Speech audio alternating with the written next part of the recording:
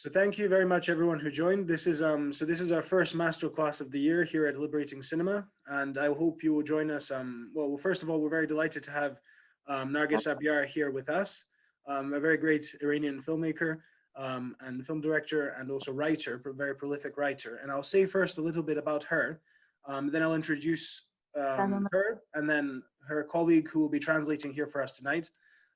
Narges will speak to us in Farsi and her colleague will translate it to English. So this will be very helpful. Thank you. So her colleague is Hadis Hazegi. And thank you also for being with us to translate. So a little bit about Narges. Narges graduated in Persian literature. She started writing books in 1997. Up to the present, she has written more than 30 story and fiction books for children, young adults, and adults.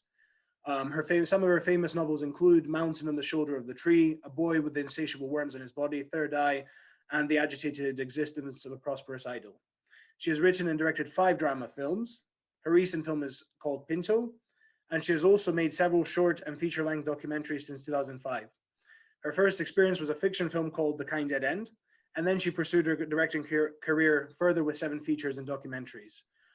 Some of these films include Nasur, Objects in Mirror, Track 143, and as we saw tonight, which I hope you had the chance to watch, the great film Nafas, Breath, which I think she will tell us a little bit more about.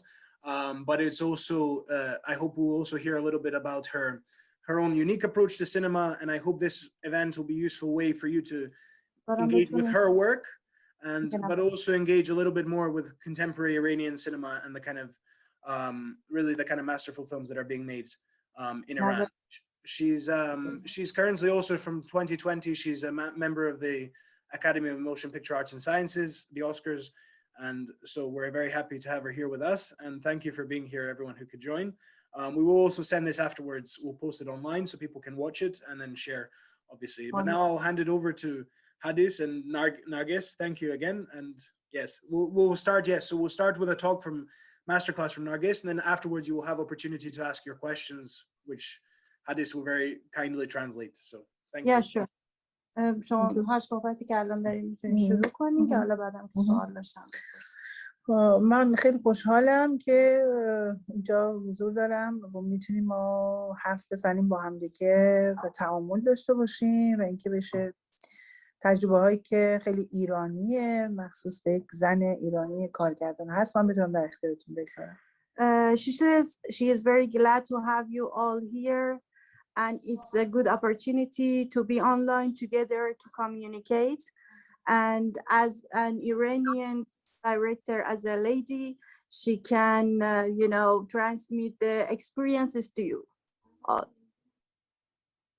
Very good, thank you. خب از هر جایی که من آمادم از هر جایی که میخوام شروع کنیم. If anybody wants to ask a question, she would be ready to reply. Okay.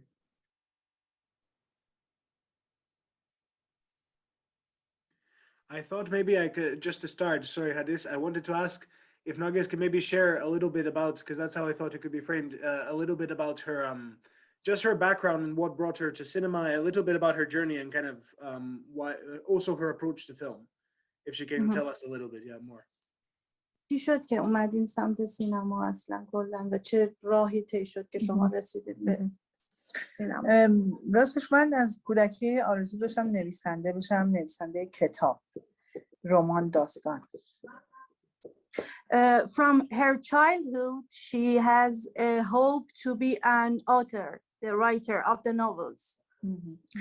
و تا حدود در واقع 30 سالگی هم نویسنده بودم. از من کتاب‌های زیادی چاپ شده بود. Till her 30s, she was an author and many books from her were published. ولی از یه جایی احساس کردم که من باید زبان بین‌المللی تری داشته باشم برای اینکه داستان‌هام رو نقل بکنم و روایت کنم. And from then she thought about have an international language to express and impress the way of, talking about her novels. در نتیجه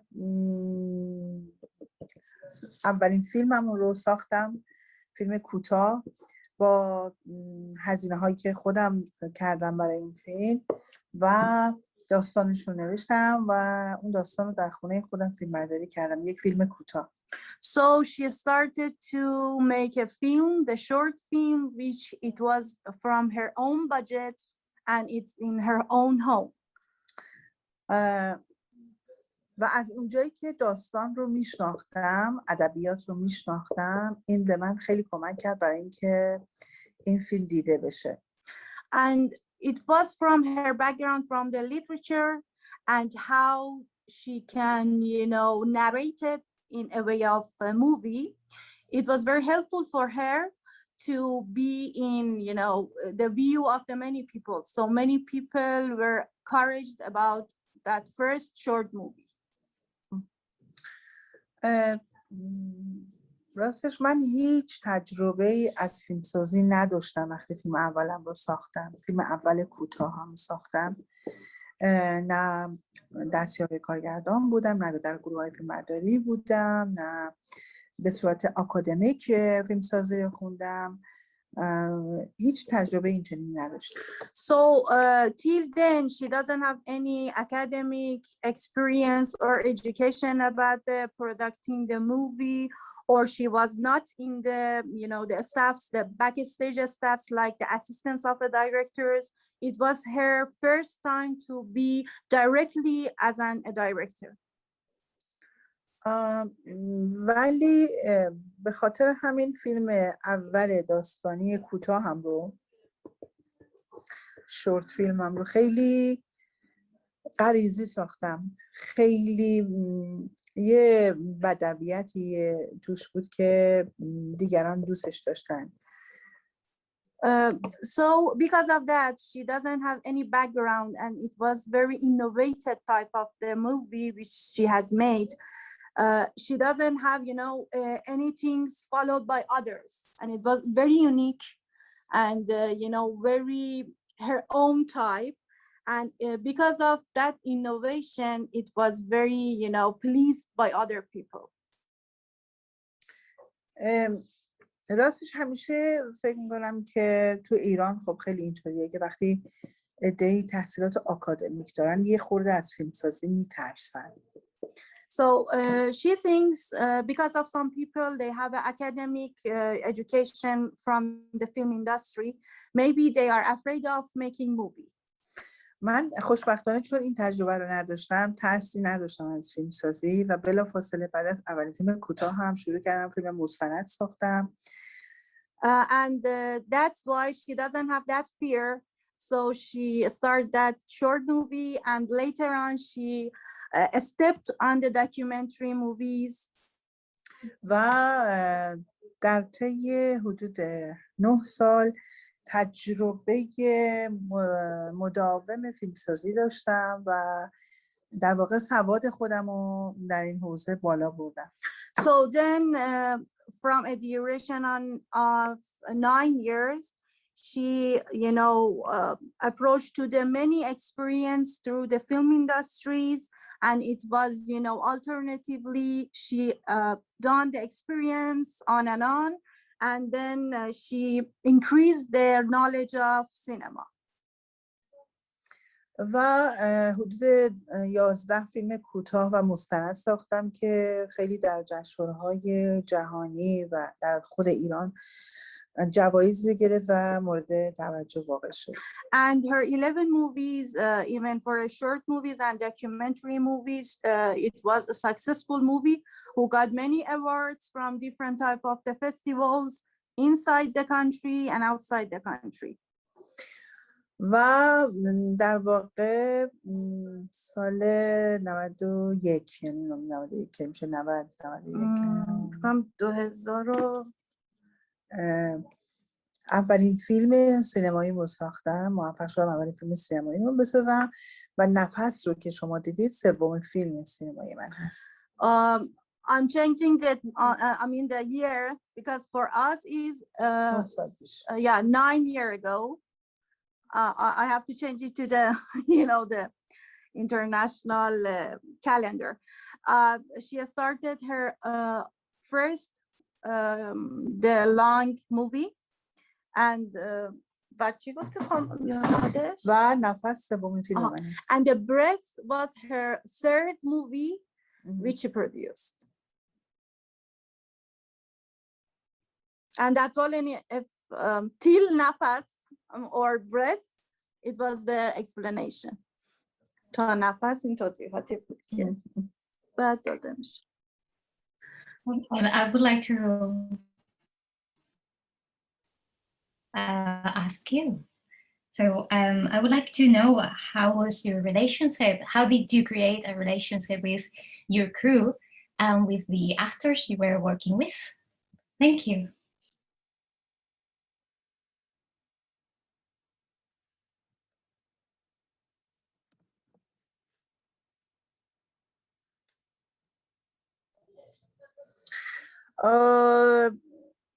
راستش من همیشه اعتقاد دارم که یه فیلم یه گروه فیلم رو میسازه و در نهایت کارگردان اونها رو مدیریت میکنه. She believes that what makes a good movie, it's a group of people. It's not an individual person. The people behind the cameras and the people in front of the cameras. And finally, the director is a person who leading, who managing all the stuffs. ولی به هر حال اعتقاد دارم که یک هوشی وجود داره برای کارگردان که بتونه منیج کنه گروهش رو و بدونه که با هر کس چطوری باید رفتار بکنه. هر کس خصوصیات خاص خودش رو داره و باید بدونه که چطور اون رو مدیریت بکنه. But it is a very important, and director have to have the intelligence to manage the people, because many people are working in the film and they have their own character, they have their own way of talking, so she have to be able and she have to have that intelligence to manage all the people in a good way. من فیلم‌های سختی ساختم، یعنی صحنه‌های خیلی شلوغ داشتم که خب همه اینها باید مدیریت میشد. فیلم شب که ماه کامل شد، فیلم نفس و حتی فیلم آخرم، فیلم ابلق، فیلم‌های شلوغی بودن و در واقع با همین در یک ترفند درونی که خودم میفهمم، شاید خیلی توضیح دادنی نباشه، تونستم گروه رو مدیریت کنم. She says she produced many hard movies and very crowded one, because The Breath, When the Moon Was Full, and her recent film Ablaq in Pinto, it was very hard movies. In production, it has a very big production parts. And what she did it was her maybe a spiritual something which she cannot, she's not able to maybe explain it a lot about, and it's very introvert feeling. So that's why because of her she could manage it all in a very good way. Thank you. I also wanted to ask, thank you, Angelica, for that question. I also just wanted to ask him, what is it like also, I think you mentioned when she made her first short film, she was she didn't have academic education in cinema, and she produced it on her own. But how then did she come to make kind of her feature films? What kind of drove her to keep doing that? I mean, also in the context of Iran, because we don't know so much obviously about the production context, what it means to make a film. So maybe she can tell us a little bit about this. I mean, what was it like in her own experience to make her continue to... میگن که از گفتین فیلم اولتون رو با هزینه شخصی و خونه شخصی خودتون ساختین. خب چی شد؟ آره. چی شد که مثلا بعداً کانتکت پیدا کردین با مثلا تهیه کننده ها که بتونین فیلم های بلندتون رو بسازین؟ شما نمیدونین مدلی که توی ایران انجام من اولین فیلم بلندم رو به اسم اشیا در آینه خیلی لو باجت ساختم. She tells her first feature movie, the first movie, it was The Things in the Mirror. It was very low budget movie. و تهیه کننده ها اعتماد کردن به خاطر فیلم های کوتاه و مستندی که ساخته بودن و موفق شده بودن. And because of her background about the short movies with which we were successful, they have even the documentary movie. They, they may be satisfied to accept her as the director.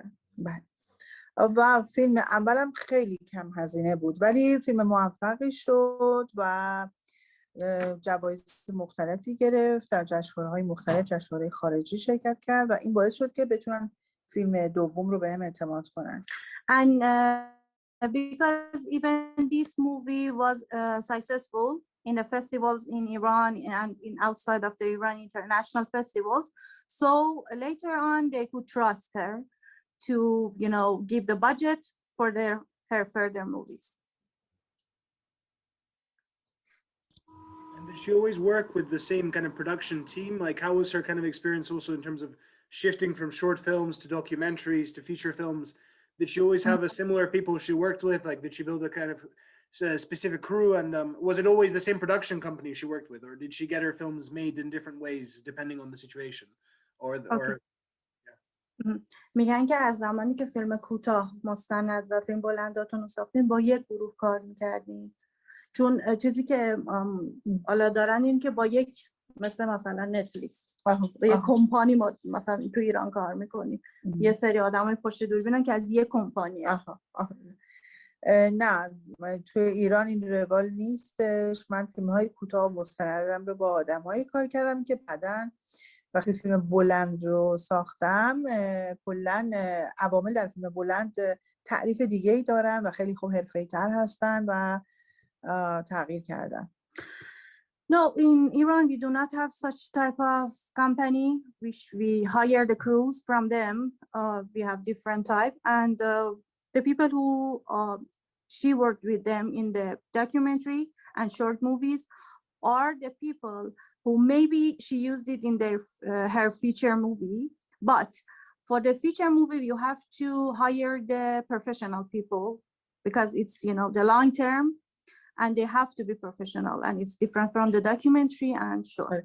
ولی الان که شاید پنجمین فیلمم یا ششمین فیلمم بود، پنجمین فیلمم رو ساختم، ابدا پنجمین میشه دیگه. الان واقعا احتیاج دارم که همون گروهی که فیلم‌های قبلی باش ساختم در کنارم باشن. خیلی عادت کردم بهشون و گروه موفقی بودیم خیلی. And now after her fifth feature movie, she decided to work with the same people because, they know what's the way of talking. They can understand each other. So she preferred to work with the same people in a feature movie, which she have worked with them till now.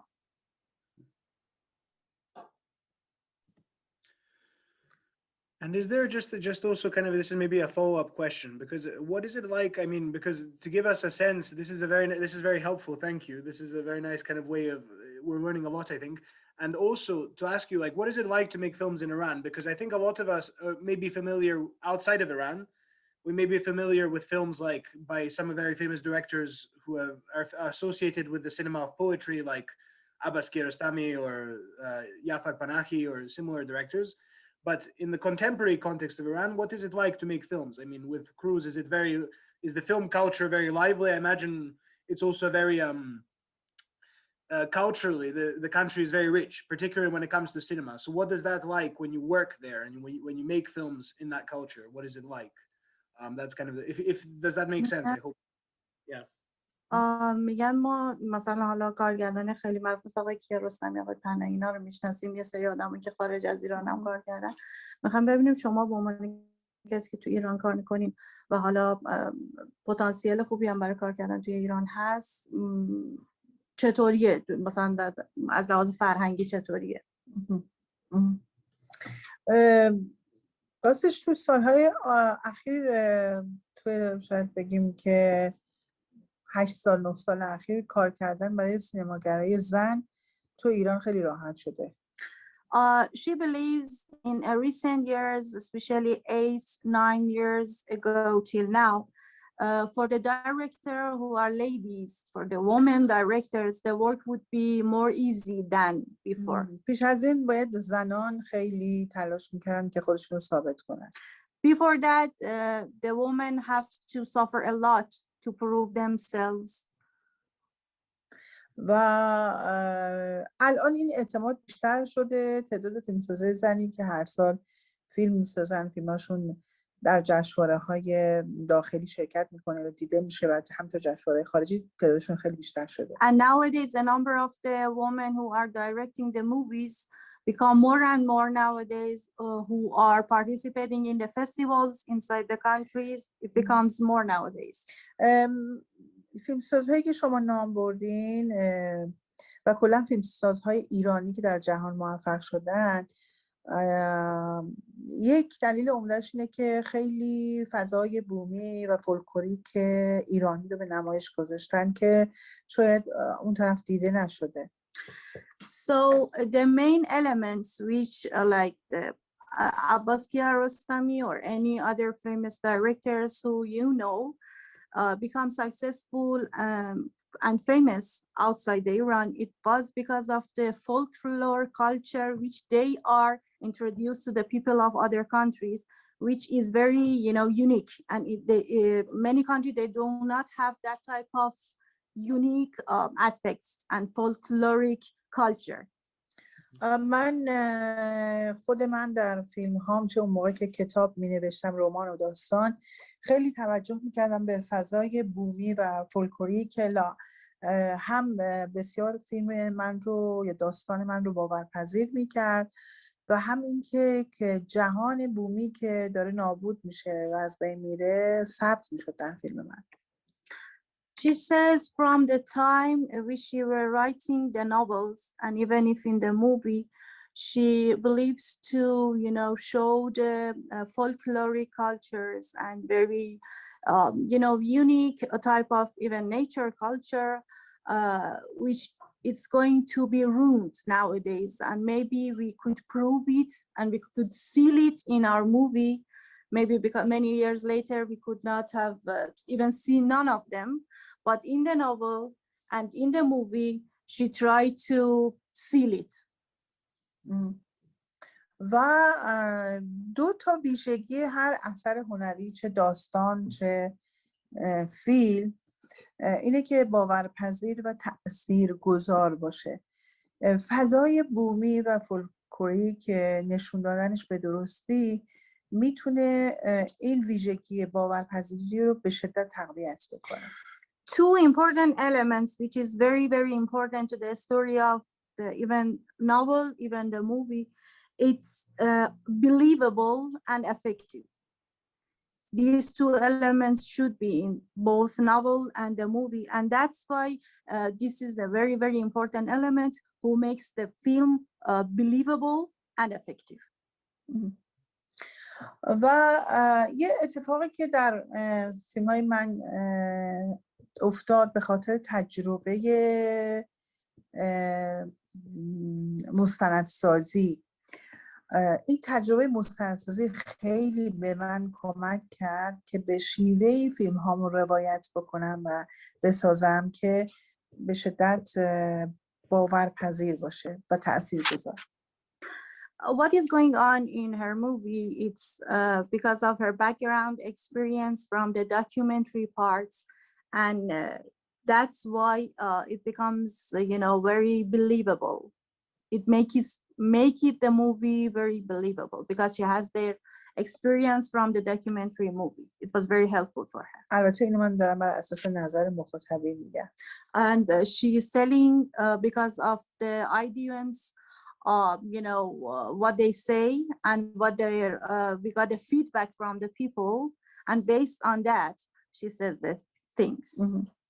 این باعث شده سابقه مستندسازی که من بر پتانسیل در واقع فضایی که وجود داره روی اون حساب بکنم، یعنی تاکید بکنم و نخوام یک فضای در واقع گروه صحنه، لباس، اینها بیان یک فضای غیر واقعی بسازن. یعنی سعی کردم که اون چیزی که در واقع هست در محیط‌های واقعی، لوکیشن‌های واقعی بخوام فیلمم رو بسازم که خودش خیلی زنده است و کمک میکنه که فیلم باورپذیر باشه.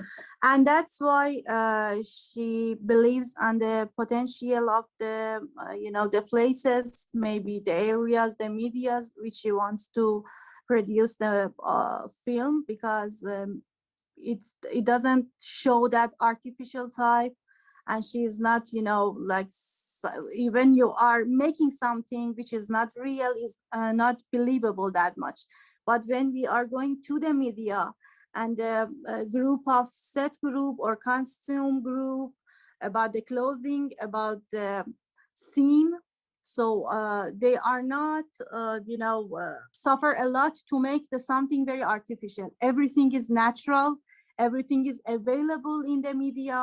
So that's why the film would be more believable for the people and very effective for them. در فیلم های من هیچ چیزی نباید بیرون بزنه، یعنی به اصطلاح گلدرشت بشه، اگزاجره بشه و همه چیز باید در خدمت موضوع باشه. What she thinks about her movies, none of the things, none of the elements should exaggerate how they look. Everything should be in a natural pattern. نه طراحی صحنه، طراحی لباس، فیلمبرداری، گریم، بازی بازیگران و دکوپاژ، میزانسن، هیچ کدوم نباید دیده بشه. So none of them should be exaggerated. The set designing, the costume designing, the camera, what we are filming, and makeup of the actor and actresses, and even how they act in front of the movie. It should not, be an exaggerate type. And everything should be at the service of the movie, at the service of the content of the movie. اگه یک زمانی برسه که یه نفر، یک مخاطب بگه که این فیلم چه تدوین خوبی داشت، چه فیلمبرداری خوبی داشت، به نظرم من موقع شکست خوردم، چون معلومه که اینا دیده شدن.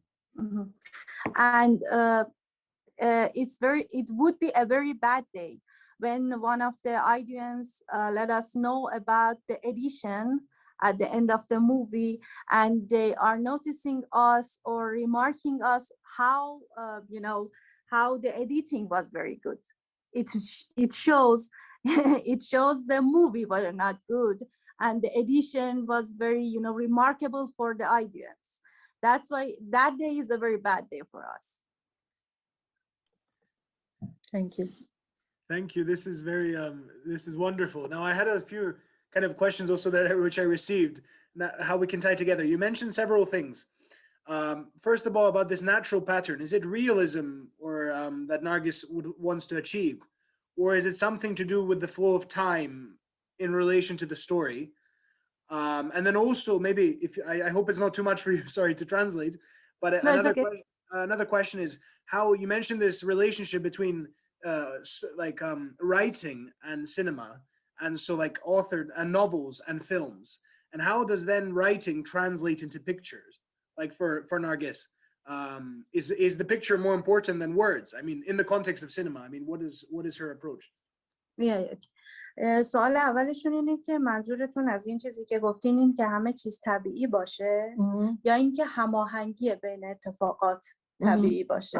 هر دو اینها. این یکی سوال دومشون اینه که میگن برای شما نوشته مهمتره یا اون تصویری که توی کارتون میسازین؟ یعنی کلمات مهمتره یا نه اون تصویری که در مورد هر دو تا سوال باید بگم که هر دوشون. آره. Both questions, she says, both of them should be simultaneously. چون اون سوال اول از هم جدا نیستن، یعنی هم طبیعی بودن و ارتباط و هماهنگ بودن بین عوامل و همه اتفاقات با هم ربط دارن. For your first question about to be a natural and the cooperation from many things in the movie to be one aspect and to show it as one thing, I think she says is not, we cannot make it, separate. It's unseparable. So both of them should be together. And for the second question, which is the word is more important than, picture for her, no. Both of them is very important, and they are as important as each other, because when you are writing a good novel, definitely we would have a good picture of that in the movie. Thank you. No, that's a very good answer. I think also what I was also trying to get at is, how does her writing, translate into cinema? Because obviously she writes certain books and she films certain films. Like, is there specific ideas or stories that she sees only on cinema or only in the novel, in the book? Or is it like, what I'm trying to get at also, is it only certain stories she can express in a certain form, like cinema or like the book? Or are they also interchangeable for her? She could also write a book of the same story or make a film. I mean, that's yeah. You mean, first of all, she have to write and then she have to make it as a film? No, I meant more also because she's done many novels, like books. She's written many books. So, and when she has her stories that she wants to express, is there certain stories that she wants to express only in book form, like as a book, and then other stories that she wants to express only in cinema? And Okay, why? okay. Why? Which, is there a correlation? میاد تو ذهنتون آیا اینجوری هست که فقط بخواین داستانش کنیم و فقط داستان بمونه، یا یه سری ایده ها میاد تو ذهنتون میگه من فقط باید این فیلمشو بسازم، مهم نیست که کتاب بشه یا کتاب نشه، و چرا؟ راستش وقتی یه ایده خیلی جنبه ادبی پیدا بکنه، تبدیل کردنش به فیلم خیلی کار سختیه. So when the idea has that aspects of literature, it's very very difficult to make it as a movie. نفس بر اساس فیلم نفس بر اساس یک رمانی که خود من نوشته بودم ساخته شده. So Breath was based on her own novel which she has written before. و من دائم در اون کتاب با تخیلات معصومانه یک کودک روبرو بودم و می نوشتم. And she was encountering the imagination of the innocent baby which she are facing when she were writing the novel. و حالا فکر می‌کردم با این سینمای واقع گرایی که من دارم و بهش اعتقاد دارم چطور میتونم اینو تبدیل به فیلم بکنم. And she were thinking based on the realism which she are going to make a movie, how she can transmit it maybe to the film. و خب رفتم سراغ ترکیب انیمیشن و فیلم. And she decided to cooperation of the film and animation. ولی خب اینها باید خیلی با هم مچ می بودن و هماهنگ می بودن، بخش انیمیشن و فیلم. And it was very very important that the animation part and the film part they have to cover each other. من نمیتونستم سراغ یک فضای انیمیشنی برم که خیلی از فضای واقع گرای فیلمم مستندگونه فیلمم متفاوت باشه. She was not she couldn't go through the animation which is very far from the reality which she were narrating in the movie.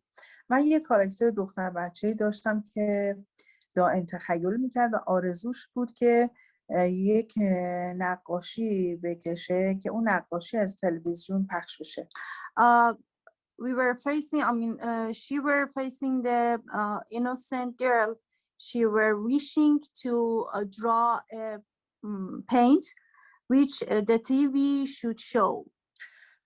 پس فکر کردم که چطور من میتونم انیمیشنم رو از جنس خود فیلم انتخاب بکنم استایلش رو. And she were thinking about the animation, what type or what pattern of the animation she could collect to sympathize with the type of the movie and the reality of the movie which she were doing it. رفتم به سراغ نقاشی های کودکان و تمام ویژگی هایی که نقاشی های کودکان داشت و سعی کردیم در اون انیمیشن رعایت بکنیم و لحاظ بکنیم. So she went through the, all the painting part of the kids, which it's very, very elementary type of the, painting, and it was good. It was one of the specific properties. مثلا نقاشی کودکان تخت پرسپکتیو نداره یا پرسپکتیوش بسیار متفاوت هست. The painting of the kids, it doesn't have a dimension and it just have a perspective. و این باعث شد کمک بکنه وقتی ما انیمیشن رو در فیلم قرار دادیم ازش استفاده کردیم برای نشون دادن تخیل کودک، بیننده اون رو خیلی جدا از فیلم ندونه و در واقع قرار بگیره در اون کانسپت کلی فیلم و باورش کنه. And that's why it was very, believable for the person or for the audience, which they were watching the movie because they could not distinguish between these two parts. They could believe it as the imagination of the small girl. Thank you. That's very illuminating. I think I'm glad you also went to the subject of Nafas, because that's actually what I wanted to kind of ask you about next. Nafas struck me as a film initially, like I told you just before we started this masterclass, that I saw many contemporary Iranian films, and this is the one that really stuck out for me. And I think one thing I find particularly interesting, the main thing, is the way she uses cinema and the language of film to look at this inner life of this girl. So that's one aspect. And then the next aspect, and this is something I've rarely seen, particularly in contemporary film and contemporary Iranian film, the way she kind of combines this, the transition of that inner life with outside transitions. So with the Iranian Revolution, with what is happening during the 1970s and onwards, and how she also manages at the same time to bring in this dimension of lived faith and in the context of the family and their faith in God and how that's expressed all together. So the girl, the outside context, and they're also their own faith context in the family. And I wonder, I mean, what is it, can she tell us a little bit more about that? Because I think it's quite an interesting film also to think about, like what it says, I think about someone growing up maybe at that time. Is there a personal dimension to it as well? Or because I mean, when she was growing up, is there something personal in there that she relates to the girl? But it would be nice, I mean, overall, if she could say a little bit about this. I think it's fascinating. So yeah, just let me translate. میگن که چیزی که توی این فیلمایی که من دیدم و خیلی برام جالب بود، ارتباط زندگی درونی وجودی یه دختر بچه بود با اتفاقای دورش، مثل انقلاب، مثل بمبارون، مثل اصولی که توی خانواده داشت و بر اساس اون حالا یه سری اصول باید رعایت میشد. این چجوری این ارتباط رو واقعا نشون دادن، چون خیلی براشون میگن خیلی برام به چشمم اومد تو همه این فیلمایی که دیدم. و آیا یک تجربه شخصی بوده؟ شما مثلا بچه جنگ بودین، این حس خودتون رو تو اون بچه نشون دادین، یا اینکه نه مثلا یه چیزی بوده که توی حالا هم دوره‌یاتون مثلا؟ راستش نفس شخصی ترین فیلم من هست. Actually the breath, it's very, she's very owner of or introvert movie for her. نمیگم همه یه فیلم بر اساس تجربیات من ساخته شده. She's not telling all the experience what she were experienced in her own life were pictured in the movie. اما بخش عمده از فیلم رو میتونم بگم که تجربیات و تخیلات کودکی من بوده. Yeah, but many part of the movie, it was from her own childhood wishes, hopes, and her experience from her childhood, and what she felt in that time. It was from her own, own word.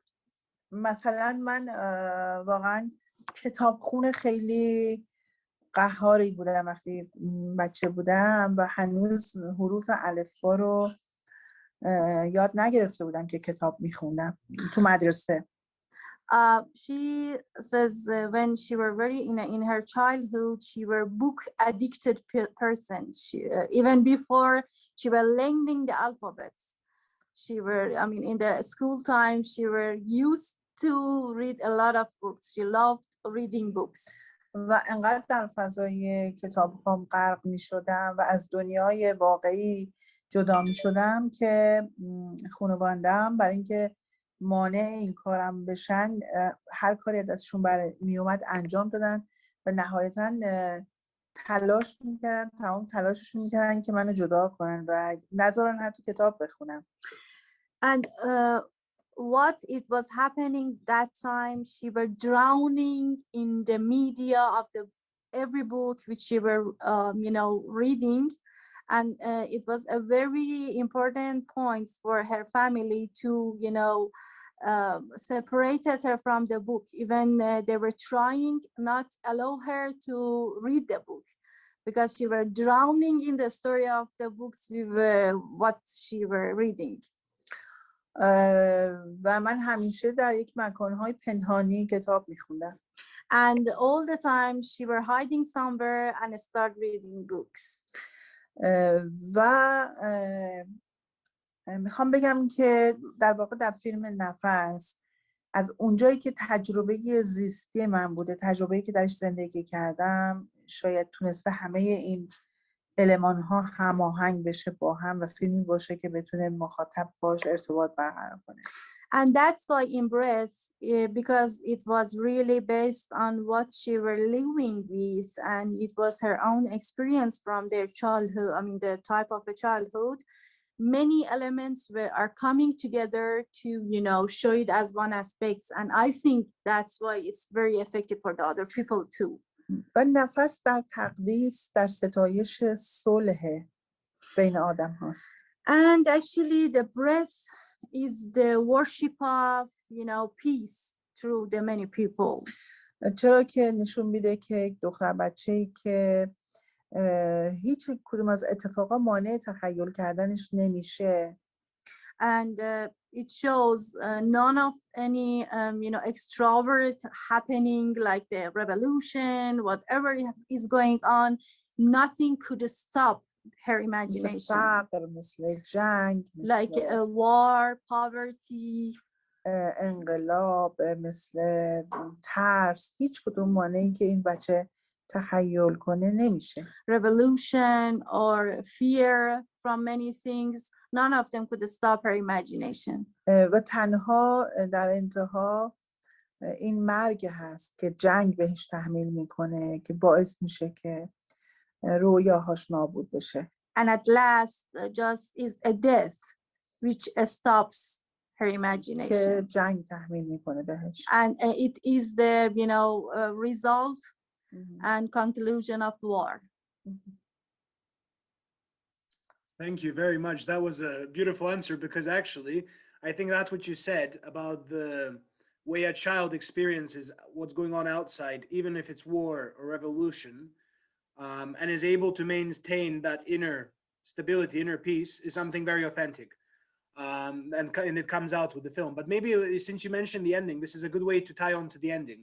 What does, you said it actually maybe very clearly now that this is the end of war, but is this, what exactly did she want to say with the ending? And perhaps also, I'm not sure if I'm reading this into her work, so feel free to say this is wrong, or if she says this is not right, but there's a way in which she uses the thunder and this moment of peace and the rain coming. And it reminds me of Andrei Tarkovsky, the Andrei Rublev, when the rain comes down at the end of the film. I wonder if is there a connection at all, or is this something unrelated? But I guess my main question is also just about what did she want to say with the ending? But this is a nice kind of touch on if she's able to comment.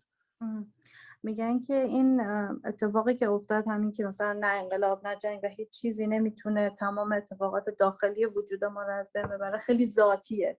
آرامش درونی ما رو نمیتونه از بین ببره، خیلی ذاتیه. و اون تندر بارونی که آخر فیلم اتفاق افتاده، چی واقعا میخواستیم بگیم و آیا هیچ ارتباطی با اون کار آقای تارکوفسکی اگه اشتباه نکنم هیچ مثلا میخواستین اشاره به اونم داشته باشین یا نه مثلا کلا یه نظر دیگه؟ نه، من به کار آقای تارکوفسکی اشاره‌ای نداشتم. No, it doesn't. I mean, it's very very separate from what Mr. Tarkovsky have done. آره. ولی این قایقی که شما در فیلم میبینید که این دو بچه همیشه همراه خودش داره and the small boat which she always carrying in all over the movies. این قایقی بود که تو اون سن و سالای ما که کوچیک بودیم با حلبی درست میشده و خیلی ارزون بود. And it was, I mean, it was the tools which all the small girls from that time, they were had it with the small pieces of metal, just you know, make it and they could play with that. و این بچه دختر بچه که چون پدرشون رو بهش هدیه داده به این قایق وابسته است. And because it was her gift from her father, it was very you know, precious for her, and she always kept it safe. در پایان وقتی که بمباران میشه و این کودک زیر آوار میمونه and in a final part when the, you know, all the bombing happening and the small girl would going under the rooms of the house, تنها نقطه امیدواری این قایق هست که اون آبی که از شکسته شدن لوله کشی آب ایجاد شده و راه افتاده، این قایق اونجا شروع میکنه به حرکت کردن و راه میفته. And just the element of hope is that a small boat which is floating to the water, which is coming out of the broken, you know, broken part of the, you know, pipes, which the broken part of the pipes, which the water is going on, that and that boat is floating, and that's the only elements of hope. It means the hope, you know, goes. It doesn't matter the death stops her. و بر اساس فیزیک کوانتوم که خب من همیشه مطالعه میکنم مورد علاقمه، فکر میکنم که ارتعاش فکرها، رویاها و تخیلات باقی خواهد موند. در واقع رویاهای این کودک انگار به شکل نمادین در اون قایقی که راه میفته و باقی خواهد بود. What she likes is the quantum physics, which I think she believes its presence and it's moving towards our life. It's the spectrum of the imagination of that small girl would stay and would remain in that small boat, and it goes on.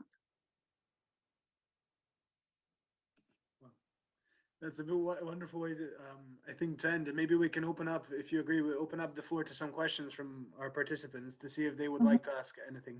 میگن خیلی فوق‌العاده بود این چیزی که الان گفتین، خیلی نتیجه‌گیری خوبی بود. مثل اینکه بچه‌هام سوال دارن هنوز از شما. Yeah. Yes, please. Anyone who has questions. Yeah. Hello again.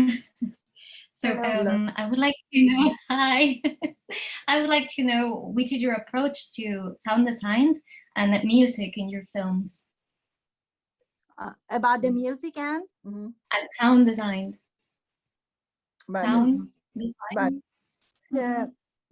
موزیک کار ما رو یه پسر جوونی که خیلی نبوغ داره و در حوزه‌های مختلف موسیقی فولکلوریک و بومی کار کرده و تلفیقی هست از موسیقی مدرن و فولکلوریک. توضیح بده. And the music which she used to the movie, it was from the very young boy, which she, you know, she mixed up the modern music and the folkloric music. And she's, I mean, he's very, you know, noble person. So he could make it both of them for the music of the movie. و ما چون کولی ها رو در فیلم نفس داشتیم، یه بخش که این بچه باشون ارتباط میگیره و در واقع به نوعی دوستشون داره، از موسیقی کولی ها در این فیلم خیلی استفاده کردیم. You know, the how to say gypsy and the music of the gypsies, which that small girl were in a relationship with them. It was very good to choose it as some part of the music which we are using in the movie. من راستش خیلی به موسیقی اعتقاد ندارم در فیلم و فکر کنم که انقدر خود تصویر باید قدرتمند باشه که ما کمترین میزان موسیقی رو باید استفاده کنیم. So what she believes is that she is not so related to the music for the film. She believes all the aspects of the movie, they should show their own. It should not relate so much to the music of the film. در حقیقت موسیقی هایی که افکتیو باشه و اصلا نه در فیلم شنیده بشه و اگر هم نباشه در فیلم جای خالیش حس بشه. Just especially that types of music which we feel the vacancies, you know, the vacancy of that type of music which should use it in the music. That type is okay, but the other based on, you know. من به این نوع موسیقی برای فیلم اعتقاد دارم. She believes from that type of movie, that type of music which it should be in the movie. اما در فیلم نفس ما با تخیلات یک کودک روبرو بودیم که من فکر کردم که وقتی من تخیلات کودک رو دارم موسیقی هم باشه دیگه به اون بخش واقع نمایی که من واقع گرایی که من بهش اعتقاد دارم در فیلم باید لحاظ بشه دیگه ضربه‌ای نمیزنه. And what she were thinking about the music which she collected for that type of imagination of a small girl, I think maybe it's completed because she were imagining and it was from her own world of the small girl. Should both of them completed each other and it doesn't hurt to the very whole body of the movie. And it is possible that in your literature, in your books, you have this music as well when you are writing them, when you are reading other books, that you have also a relationship, or you kind of, some people like me probably have some when I read, yes. Yeah, it's like when you are reading a book or you are writing a book, you kind of listen some sound, you kind of relate what you are reading with a kind of music. Let me complete your question. You say when you were writing a book, she were listening to some other music or she were imagining some type of music that she wanted to use it? She was inspired. She was kind of inspired by other music, or maybe some memories when she was a child, and she remembers some songs and the kind of music that was in her childhood. Yeah. Thank you. زمانی که شما داشتین کتاب رو می‌نوشتین به این قسمت‌هایی که تخیلات این دختر بچه بوده، آیا یه چیزی از آهنگی از بچگیتون یادتون میومده یا یه آهنگی بوده که به شما الهام میداده که اون اتفاقات رو رقم بزنین، یا حتی یه چیزی رو گوش میکردین زمانی که داشتین اون قسمتاشو مینوشتین؟ بله، همیشه موسیقی هایی هستن که الهام بخش هستن برای ما. Yeah, some special kind of music are inspiring for us. ولی در واقع وقتی که فیلم رو میسازم به این فکر میکنم که من چه موسیقی رو میتونم انتخاب بکنم یا از آهنگساز بخوام بسازه که به فضای کلی کارم به شدت نزدیک باشه و جدا نباشه. And when she's producing the whole part of the movie, she were thinking what type of music would be helpful to cover the movie, or we want to ask from the music designer what type of mixing he could give us to cover all the movie in what the way she wants. مثلا من در یک فیلمی داشتم که توی اون خیلی به نماد قالی فرش ایرانی میپرداختن. She has a movie which she was so considered about the Persian carpet. من در اون آهنگساز که سازی رو استفاده کرد که معروف به ساز فرش و در واقع خیلی کمک میکرد که فضای فکری من تشدید بشه و بیشتر بیننده باش ارتباط بگیره. And she were using the instrument which it was related to the carpet, and it was very helpful for her to produce the media, what she wants to, you know, say it about the carpet. در فیلم نفس من کولی ها رو داشتم و احساس میکردم که موسیقی کولی ها خیلی به تخیلات در واقع معصومانه ولی وحشی یک کودک میتونه نزدیک باشه. In a breath, because of the gypsies they were presenting in the movie, she believes that it was very near to the imagination of peace and, you know, how to say, violent type of the thinking of the small girls. It was very near to that type. در فیلم آخرم یه فضای حاشیه نشینی و فقیرنشین شهری داشتم به شدت. And for her last movie, she has a rural area which is presenting in her movie. در نتیجه از آهنگساز خواستم که سراغ فضای موسیقیایی بره که خیلی نزدیک به فضای شهری باشه.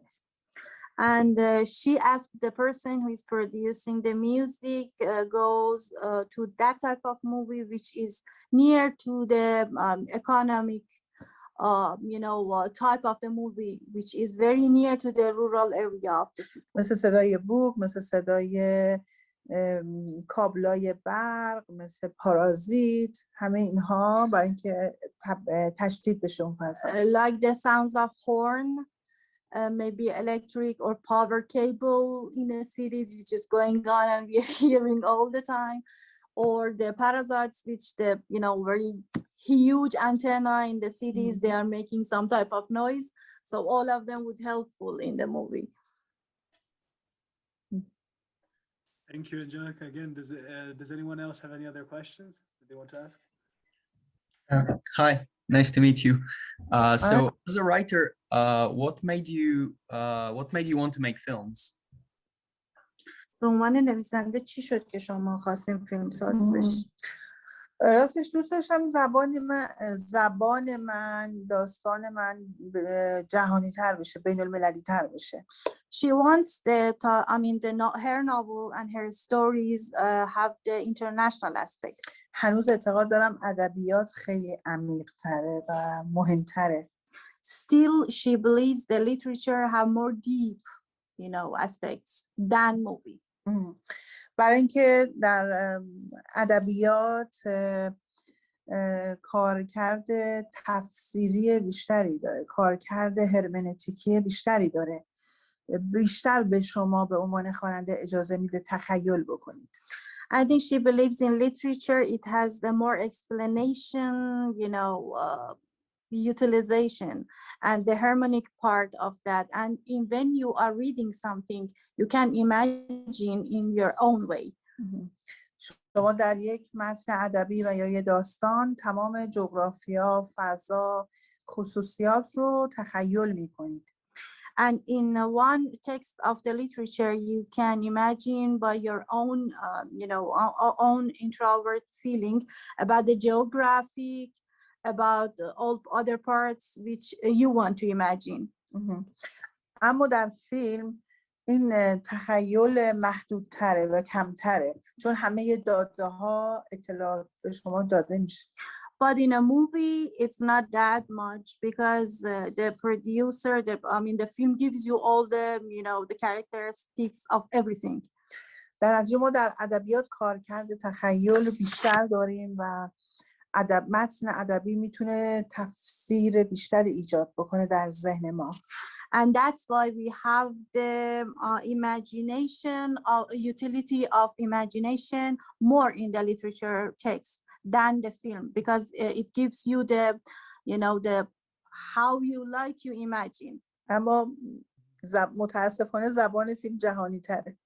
But unfortunately, the movie language is more international, and that's why. So you would prefer to write the messages that you would like to say to the world rather than to film them?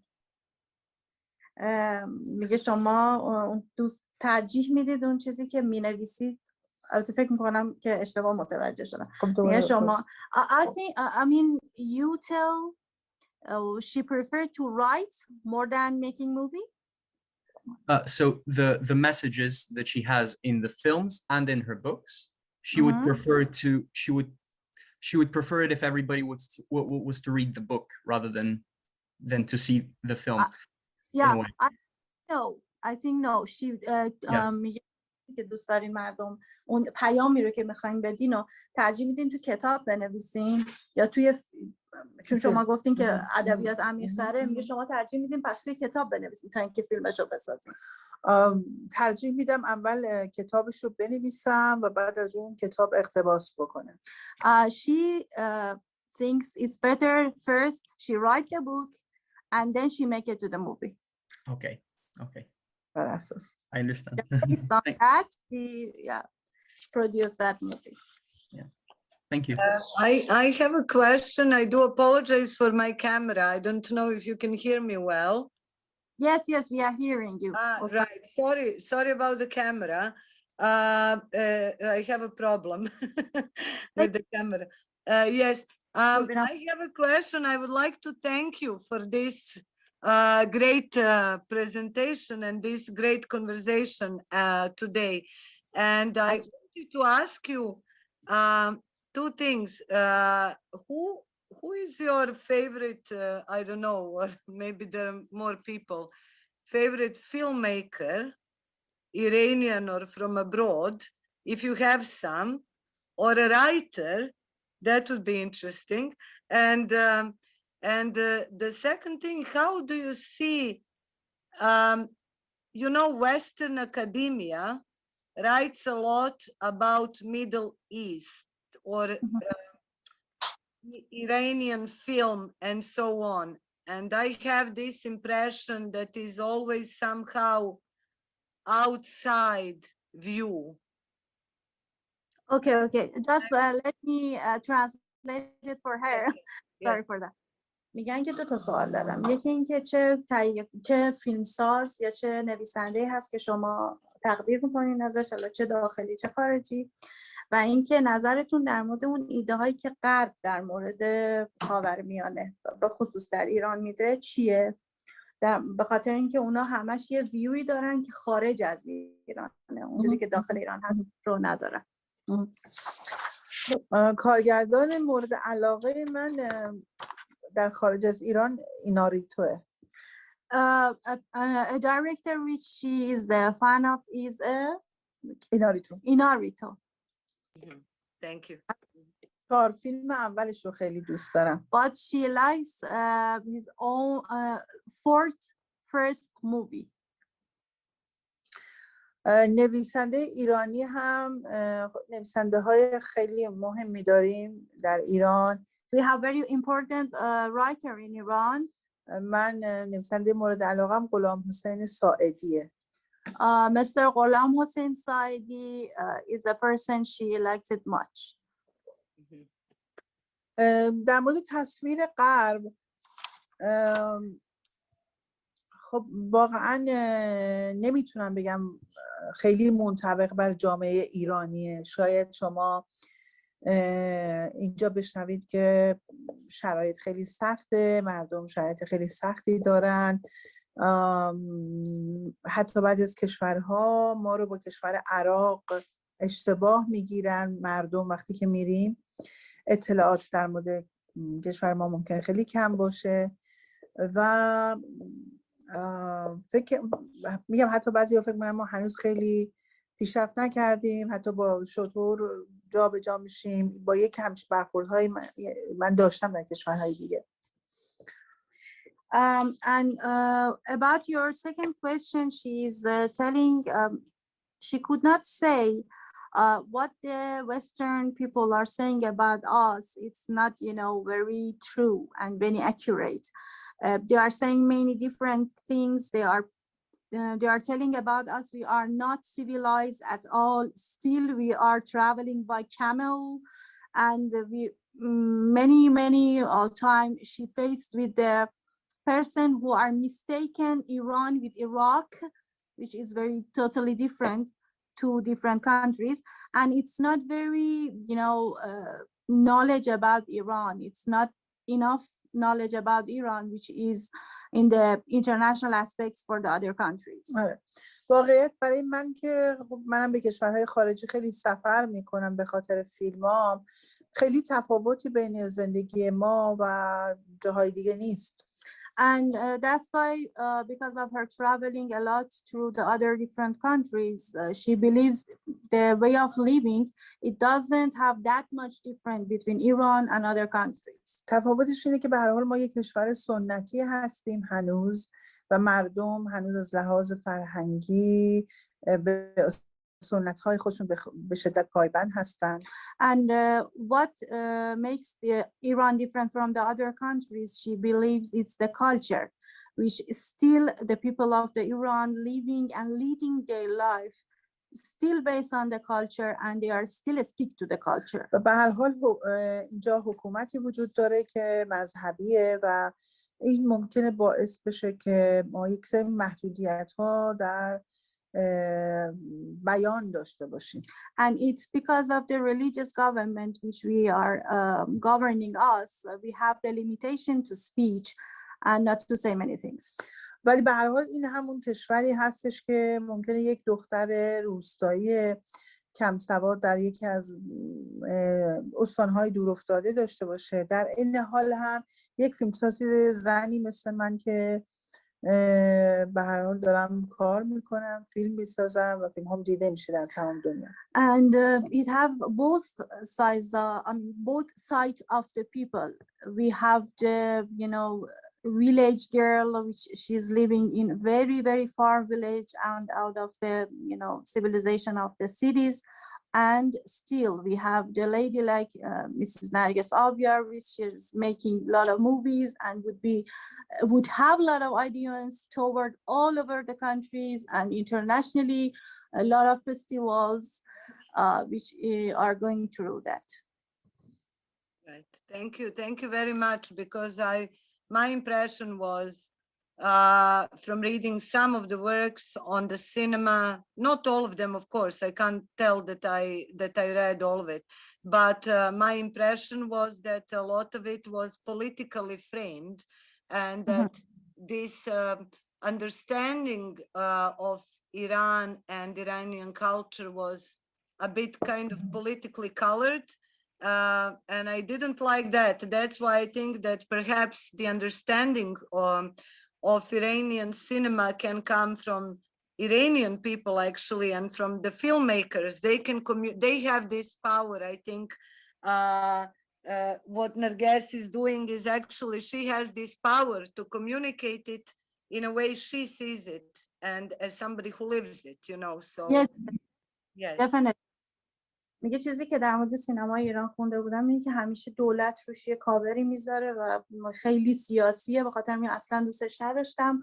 اما نسبت به چیزی که شما دارین میگین، انگار خانم آبیار با ساختن فیلم هایی که دارن از زبون خودشون ایرانو دارن معرفی میکنن که این خیلی روش خوبی هست که ایران اونجوری که میبینن دارن به بقیه معرفی میکنن. و البته اینو بگم که من همیشه فیلم هام رو در مورد طبقه فقیر و محروم جامعه ساختم. What she's done till now from all her features movie, she were based on the people who are in poverty. و ما یه طبقه متوسط و پولدار داریم که خب من هیچ وقت فرصتی نشده که سراغ اونها برم برای ساخت فیلم. We have both type of the people who are moderate people and even the wealthy people, so she couldn't have that much time to consider those type of person to make the movie. چون من خودم برخواسته از همین طبقه محروم جامعه بودم. Because her own childhood was, or she were coming from the poverty part of the society. و فکر می‌کنم به عنوان فیلمساز باید در مورد مشکلات و شکاف‌ها حرف بزنم. به خاطر همینم در واقع سراغ این طبقه میرم. And because as a filmmaker, she believes she should show the difficulties and problems for the poverty and the poor people than others. و طبیعتا شما به عنوان مخاطب دارید طبقه فقیر جامعه رو در فیلم های من میبینید. And naturally you are seeing the poor people from her movies. Yes, thank you very much. I find that fascinating, actually, her work and the focus on that, and to tell the story about that. And it's very personal and it's very powerful. So it's very fascinating. And thank you. Thank you for that very much. Thank you very much for that. Thank you. میگن که من فیلماشون رو خیلی قوی و خیلی درونی درک کردم و خیلی برام جالب و فوق‌العاده بوده. Thank you. I received another question, just to maybe it ties to our conversation about Narges's work and putting it a bit more in the context of what we said about Iranian cinema, is what kind of subjects are like Iranian films today in cinema? What kind of films are being made about what kind of subjects? Is there a particular, like, you know, we don't know so much if there's a big industry in Iran, like what kind of, basically I received a question from one of the audience members by personal chat, just asking, yeah, what kind of, about what kind of subjects are films being made about in Iran? یعنی در مورد چه الان توی این روزا در مورد چه موضوعاتی توی ایران فیلم ساخته میشه؟ بیشتر خیلی سینمای اجتماعی رونق گرفته در ایران. Nowadays the type of the movie which are relating to the society is going on, and many filmmakers are going through that types of subjects. سینمای اجتماعی در سالهای اخیر هم در جشنواره‌های جهانی موفق بوده، در فروش بین‌الملل و هم در ایران. And they were successful in the festivals, in the selling out of the country, and this type of society movie were successful in recent years. خوشبختانه سلیقه مردم بهتر شده و الان حتی عامه مردم هم فیلم سطحی و چیپ رو نمیبینن، دوست دارن فیلم‌هایی که مفهوم عمیق‌تری داره ببینن. And it's very good for us that people are preferring to watch the movie which they have a deep content than the very surface types of the movie which is not have a very special meaning to them, and we could increase their the way of their choosing of the movie. Thank you. I think we have a colleague who has a question. I'll ask her to unmute now. Thank you very much, and apologies about my camera as well. Thank you for this wonderful session. I just wanted to ask, what are the challenges that you feel as a female filmmaker in making films in Iran? And I can translate it myself just to give the translator a bit of a break, who's been doing a fantastic job as well. خانم آبیار خسته نباشین، خیلی ممنون از اینکه تشریف آوردین امروز و این برنامه خیلی جالبی رو داشتین. من پروفسور سینما هستم اینجا توی دانشگاه ادینبرا. میخواستم بپرسم به نظر شما چالش اصلی برای ساختن. خیلی ممنون، مرسی. بله ممنونم، خیلی خوشحالم که ما رو از این غربت در آوردین. سال نو شما هم مبارک. And we're wishing each other a happy new year because it's just the Iranian New Year. بله ممنون، خیلی خوشحالم از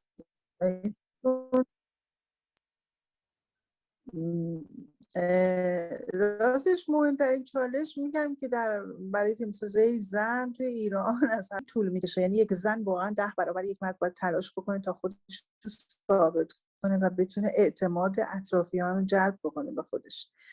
معمولا خیلی دیر اعتماد میکنن و مثل همه چیزهای دیگه که ما مثلا تو رانندگی تا یه راننده زن میبینن اگه یه خلافی بکنه میگن چون زنه داره خلاف میکنه، در حالی که مردها هر روز دارن هزاران خطا ممکنه بکنن.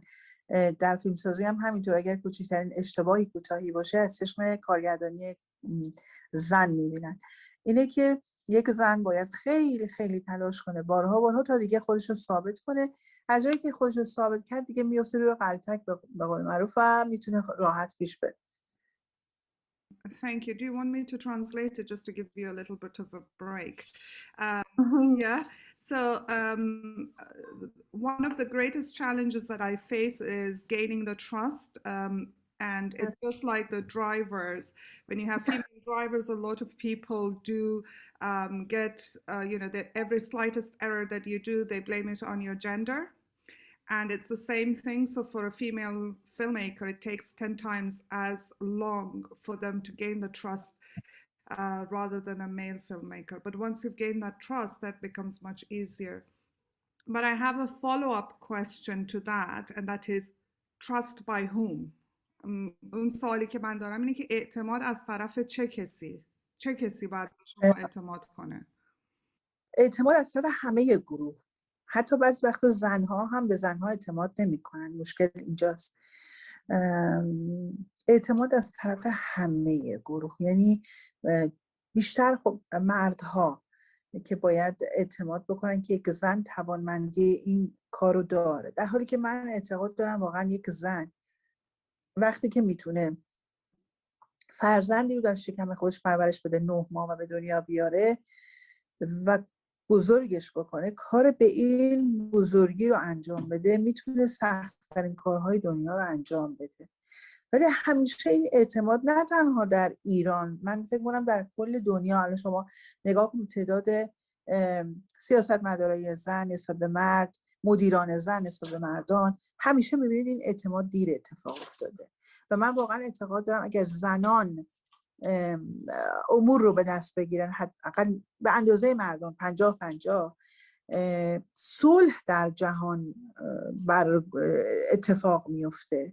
چون همیشه ما احتیاج داریم به نگاه زنانه در تمام دنیا. ما این نگاه نداریم. الان در سینما به نگاه زنانه، حتی در مردانه ترین موضوعات هم ما به نگاه زنانه احتیاج داریم که کم داریم. در دنیا در همه امور من فکر می‌کنم این نگاه زنانه کمه.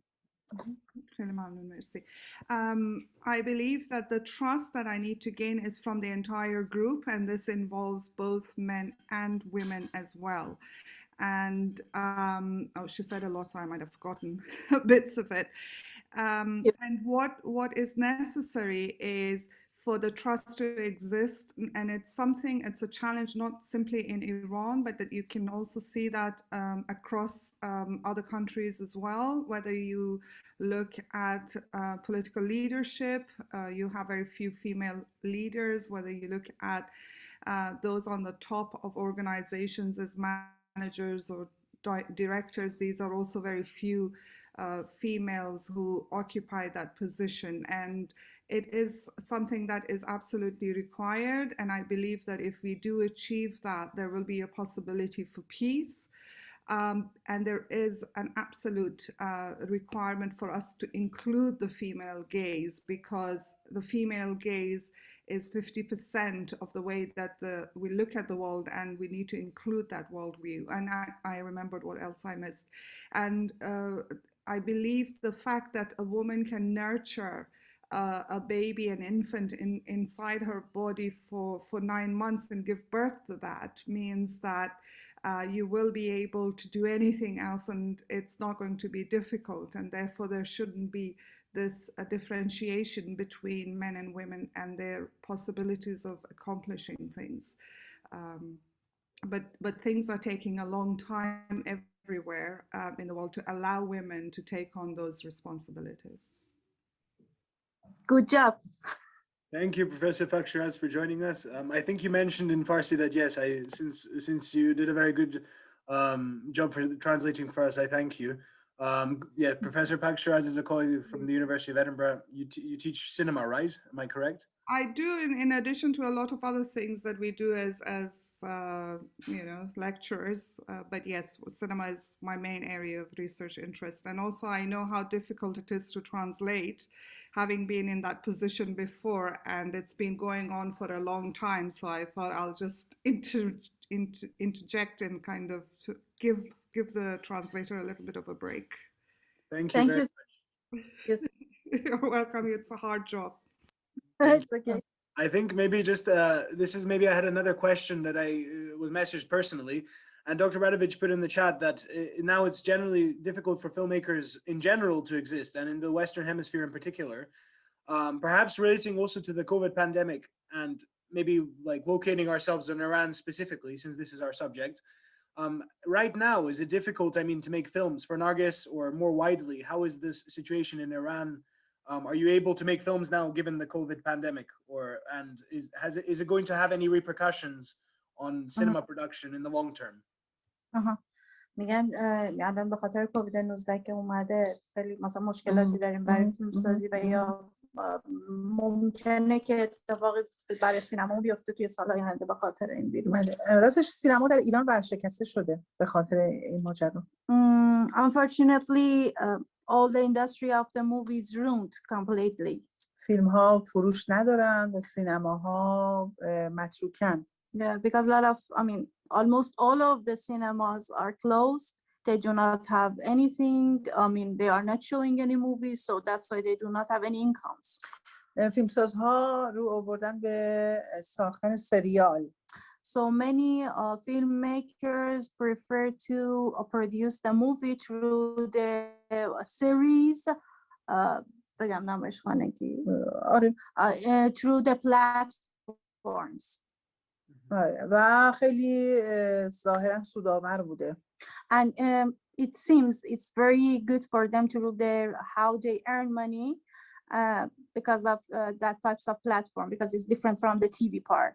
ولی من فیلم آخرم رو در اوج دوران کرونا ساختم. But her last movie were producing in a very harsh time in the COVID pandemic type. Yes. Thank you. I think I also just to add to what you said.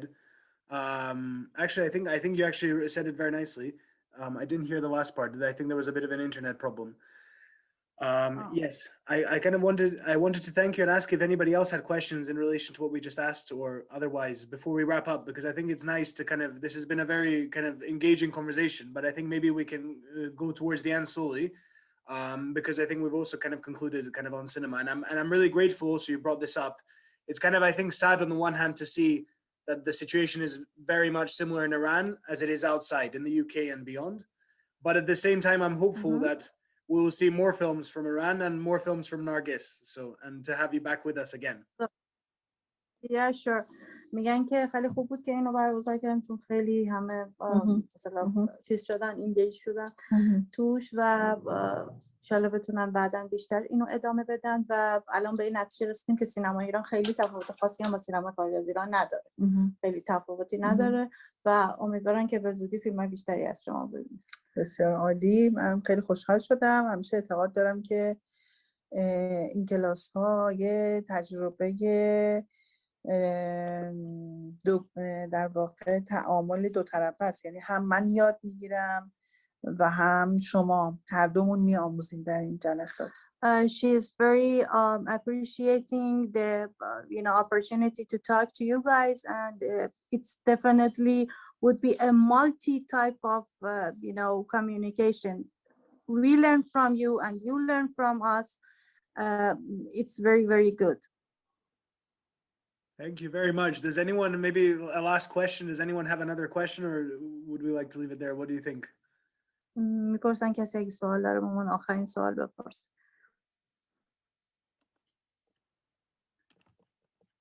Thank you نسیم. نوشتن که تشکر. Thank you. All right. If no one else has any other questions, then thank you. Yes, thank you, Nasim, Professor Shiraz. I think, yes, if nobody else has questions, thank you first of all, Narges, for taking the time to do this with us. Thank you for the translation, Hadith. This is very helpful to us. So, and I'm very glad that we had this opportunity to learn from you. And I hope you also had some benefits from hearing the questions. And like you said, learning from us, this is a very nice way you put it. So thank you. I hope we'll have a chance to kind of build collaboration work again in future.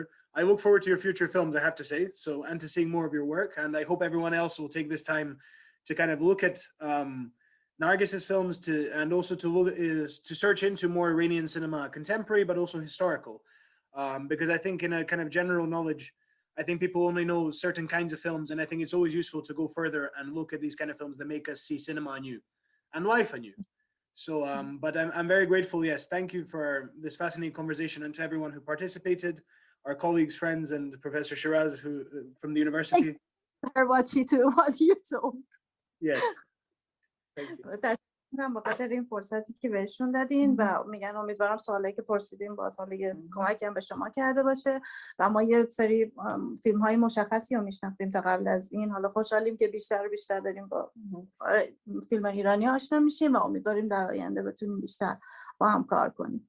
Thank you.